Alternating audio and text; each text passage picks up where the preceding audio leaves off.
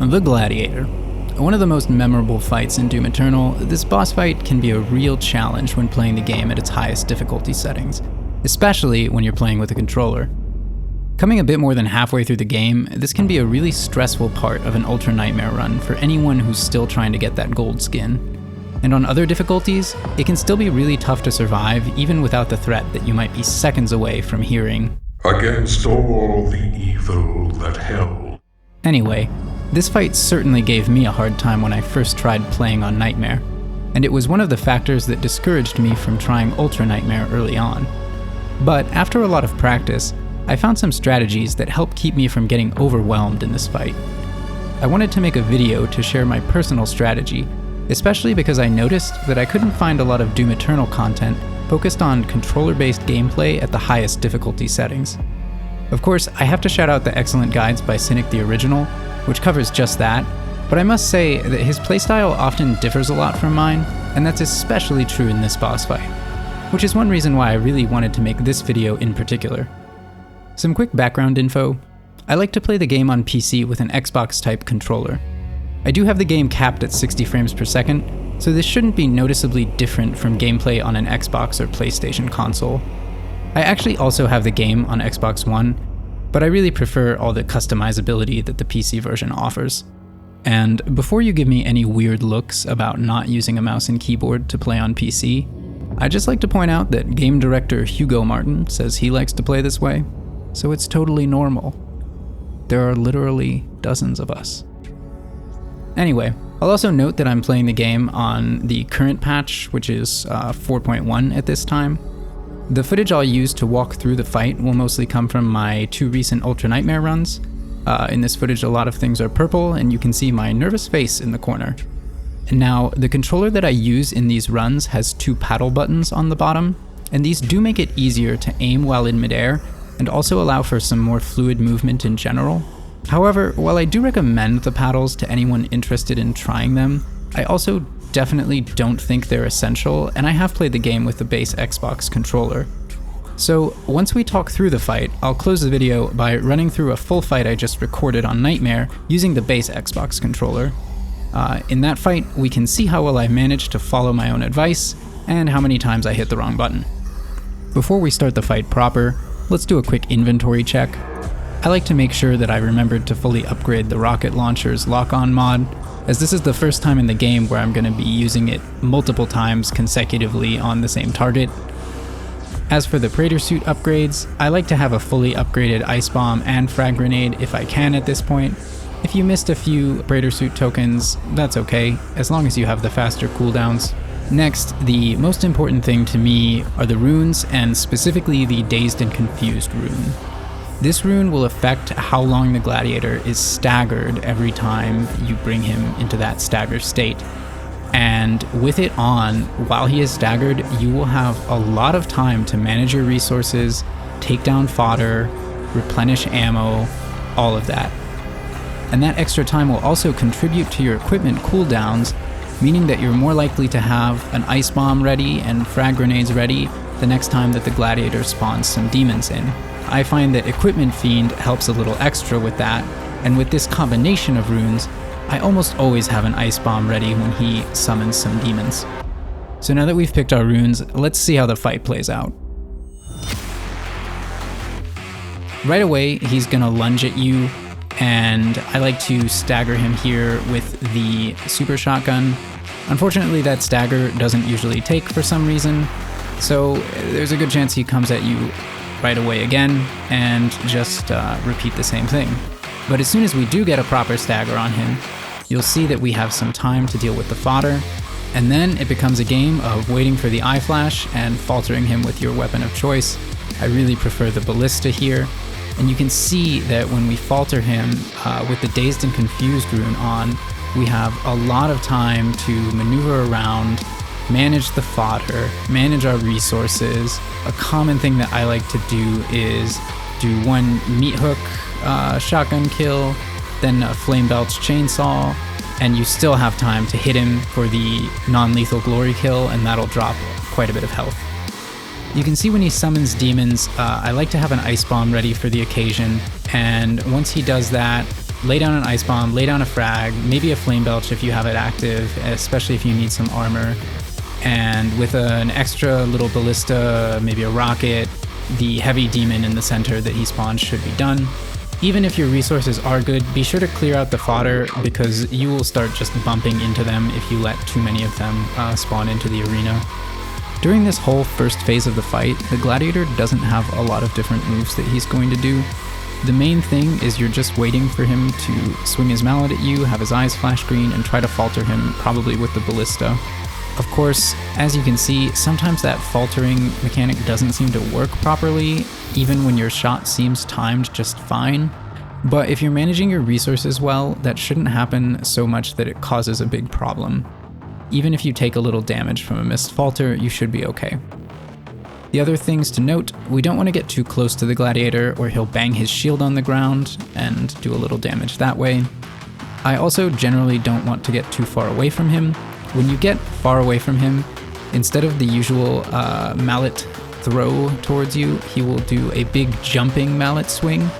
Now this will launch him in the ground for a bit afterwards, and you could lay down some damage on him if you want. But when he does the jump, it's really hard to falter him, and so I usually end up taking damage if he does this move, so I just try to avoid it. After the fight has gone on a little bit, he'll start doing his shield launch.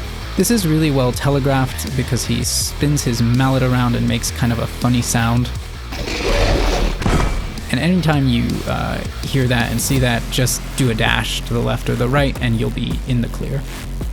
One more thing to note in this phase of the fight, sometimes you'll want to clear out fodder with a grenade, maybe a precision bolt shot, and if the Gladiator goes for a swing and his eyes flash and you don't have a good shot lined up, just do a dash. You don't have to falter him every time, and his attacks are pretty easy to dodge in this stage.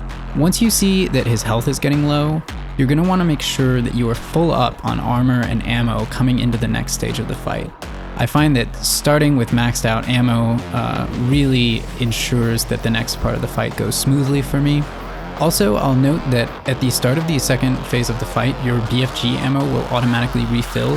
So if you have some BFG shots and you feel like using them here, you certainly can.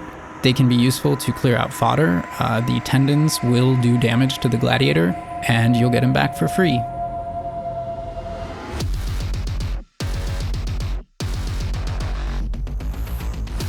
Once we destroy the Gladiator's shield, he's going to procure another mallet, seemingly by pulling it out of his ass. Once this large obstruction has been removed from his anal cavity, he's going to suddenly become much faster, more aggressive, and more dangerous. He'll start by spinning his mallet into a shield and kind of backing away from you. When he does this, if you don't want to rush him and break the shield like a speedrunner, you can just wait for his eyes to flash green and him to do a mallet attack. This will give an opportunity for you to stagger him with the ballista, although I find that sometimes one shot only falters him, so he'll just step back a little bit, kind of surprised, and you have to put in a little more damage to stagger him. But ultimately, you can stagger him, and it will be the same really long stagger time that we've grown accustomed to from the Dazed and Confused room. Again, this gives you time to manage resources, but we'll have fewer opportunities to do this during this stage of the fight. And for me, the name of the game is actually making sure I have full ammo. Once he exits from the stagger, he'll do his 1-2 mallet swings, which I find are much easier to dodge if I do a double jump to get into the air. And these are always followed by a stronger mallet swing that will lodge in the ground and give you an opportunity to put in some damage. Once he's finished with his mallet swings, he's going to do one of two things. First, he might summon some demons, just like before. And our strategy for this shouldn't have really changed, except there's one extra wrinkle. He is often going to spin up his shield right after he summons the demons, and if you're not careful, this shield will eat up your ice bombs and frag grenades, so be careful to aim them a bit away from the Gladiator himself. If you do that, you should be able to clear out these demons just like before, and even get some extra resources from them. Once the shield is spinning, and sometimes he will start spinning it without summoning demons, there's 3 things that he can do in this fight. The first is he can kind of back away, as we already saw, and that gives you a falter opportunity when he's finished spinning the shield. The second thing he can do is push you around a bit. In this version, he will keep the shield spinning and he will kind of come at you pretty fast. If you let him get too close, he will punish you by doing some damage with the mallets. The way to avoid this is to dash away from him, doing single dash taps pretty quickly. If you get used to this and do it around the edge of the ring, not only can you avoid him, but also you can pick up some of the resources that are scattered on the edge of the ring, which I actually like to intentionally make sure I've left for this phase of the fight. Also, you can get used to faltering him here. It's kind of a little awkward, especially if you're using the base controller and the dash button is something that you can't press while you're aiming, depending on how your controller is mapped. But I find that this is actually not so bad once you realize that his speed is not uniform, so he pushes you really fast at the start and you have to dash away pretty quickly around the edge of the ring. But once he gets nearly through this cycle, he'll slow down a bit, and so you can stop tapping dash every second and start lining up your shot. That should give you a good opportunity to falter him and do the usual stuff. The third thing he can do is launch the dreaded sine waves at you. These are a bit of a pain in the ass. Unfortunately, also the chain gun shield mod does not help with them at all for some reason, so you really have to try to dodge them, but you also really don't have to dodge all of them. I find that they're easier to dodge when I'm jumping up in the air a bit, but also if I focus, I can usually dodge most of them, maybe all but one or two, while on the ground. If you're comfortable dodging them, this is a great opportunity to lay down some damage on him. You can hit him repeatedly with lock-on rockets, you can hit him with the chain gun, or you can even fire a BFG shot at him, because again, pro tip, at the end of this fight, if you continue playing, your BFG shots will magically refill. However, quick warning, I have noticed that sometimes when you save and quit at the very end of the Gladiator fight, they don't refill. I don't know why. So keep playing after this. The game is fun. You don't want to stop playing. Anyway, where were we? The sine waves. Yeah, still a pain in the ass, but totally survivable, especially because they give you a falter opportunity right at the end. Now, sometimes my ballista shot here fails to falter him, and that sucks, but it's not very frequent, and I find that if I stay close to the center of the sine wave arena, it has a pretty good success rate, and I'm able to, get a lot of health from the non-lethal glory kill on him, also to farm resources from any fodder that are left. The key with the sine waves is to not freak out and get overwhelmed. If you're in a bad spot, like if you're low on health, don't use this to try to put damage on him unless he's very nearly dead. Focus on dodging the sine waves. It's okay to not hit him at all here and to just wait a second to collect yourself, because the sine waves are a lot easier to dodge when you're not multitasking. Also, if he spawns a lot of fodder in there with you, which he'll do sometimes, he'll spawn a lot of fodder and then immediately start throwing the sine waves. The ice bomb can be your savior as long as you have it. If you don't, that is another great excuse to toss a BFG shot, either at the Gladiator or up in the air, depending on if you have a clean shot. That will just wipe out all the fodder. Bottom line, as long as you don't get hit by all of the sine waves, this won't kill you. So you'll have a chance to recoup your resources and continue the fight. So at this point, the flow of the fight is up to you a little bit. You can focus more on ending the fight quickly so that you don't have to dodge too many sine waves, or you can focus more on dodging all the sine waves and learning how to do damage to him without taking much damage at all yourself. I think both of them work okay. As long as you're able to stagger him a few times in the second round, you'll get enough opportunity to chainsaw fodder and replenish your resources. And again, the BFG is your friend in this stage. You get 2 free BFG shots that will replenish at the end of the fight. And if you get a direct hit on the Gladiator, which is super easy to do when he's doing his sine waves, you will deal quite a bit of damage.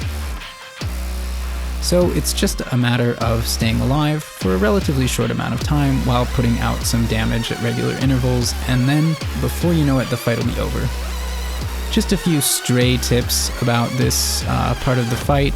Be very careful if you decide to chainsaw anything when the Gladiator is not staggered, this is like super dangerous at this stage of the fight. He can hit you with the mallets right when you come out of it. Also, I'll note that when he finishes throwing all those sine waves at you, you can always just dodge, and if you dodge to the left when he does his charge, it's fairly easy to do, and you can hit him with a lock-on burst or two after that. It's nice to get in some damage, especially if he's almost dead, but it won't give you the opportunity to stagger him, and so I don't like to trade that stagger for another lock-on burst. So with all that in mind, if you want to keep watching, I will close the video with an uninterrupted fight of me versus the Gladiator on Nightmare difficulty using a base Xbox controller, and we'll see how well I do.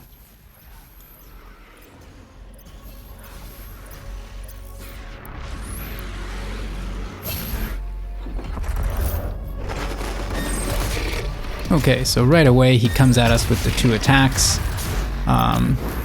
Once he's finally staggered for real, I'm going to use that time to try to kill these imps. But it looks like I wasn't very fast about it, and I don't get the non-lethal glory kill hit on him. And that's really fine. You don't need to hit him with that punch every single time. Remember, every time he's staggered and he's sitting there, that's time for you to manage resources. It's time for your equipment to cool down. It's really benefiting you, so you don't always need to worry about getting back for the hit if you don't have time. Here, just clearing out the fodder as quickly as we can, the demons he spawned, and you can see we've got a nice pool of resources on the ground here. Even if we take some damage, these resources are just going to fill our health right back up, and you can keep it that way for a lot of the first half of this fight. Dropping an extra grenade to clear out some fodder. Here we've got our first Hell Knight spawned, and we took that out really easy. Also, his shield launch will often take care of his own demon spawns, so kind of working against himself there.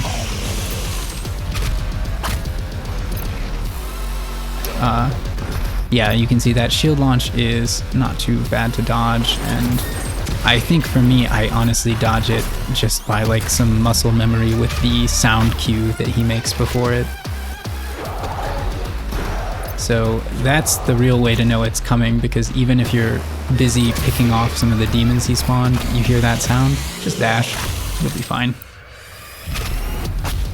Okay, here I saw he was almost dead, and I have pretty good resources, so I decided to burn a BFG, just to show that you can damage him that way, because we're gonna get 2 free BFG shots as soon as the second round starts. I hope they don't patch that out immediately, making this video incorrect, but as of this version it's there, and it's been there for a long time. There's that second mallet. He's ready for action. So that one's a little weird. It looks like I got a bit too close to him maybe, and triggered his punishment where he hits you with the mallets for getting too close when his shield is spinning. Sometimes also he'll get triggered into that by random fodder demons, so it's just something that can happen, and when it does, you gotta be ready to dodge some mallets. First he'll do the close-up ones, and then he'll do the usual double throw. Again, just like before, using these staggers as an opportunity to fill up on ammo. You can see I jumped there in case he did the mallet hit, but he actually spawned some demons.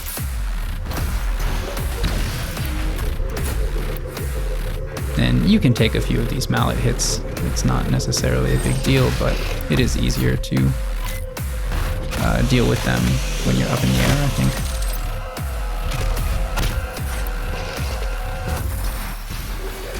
See, yeah, I messed up that dodge. And I wasn't able to lock on there. Locked onto the fodder. So you can see I paused for a second, selecting the chain gun. Oof. And who knows why that ballista shot didn't fall through him. That'll happen. But you can see I had good health going into it. I managed to falter him shortly after. I pick up some extra resources from the zombie. Remember, you can always get the most by flame belching and meat hooking an enemy, if you only have one enemy to farm resources from. This time the ballista shot does falter him, so I can pick up some ammo. And now I'm seeing that he's almost dead, so he really starts doing the sine wave thing a lot. So I got the BFG ready and he's toast.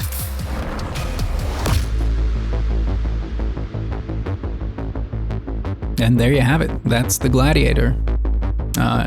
Thanks for watching this video. If you watched the whole thing, I certainly hope that you found it helpful, and I hope that this helps at least somebody to get that coveted gold skin. I just got mine recently, and I must say it is nice and shiny. So if this does help you, or if you have any questions about this stuff, let me know in the comments. And that's the video.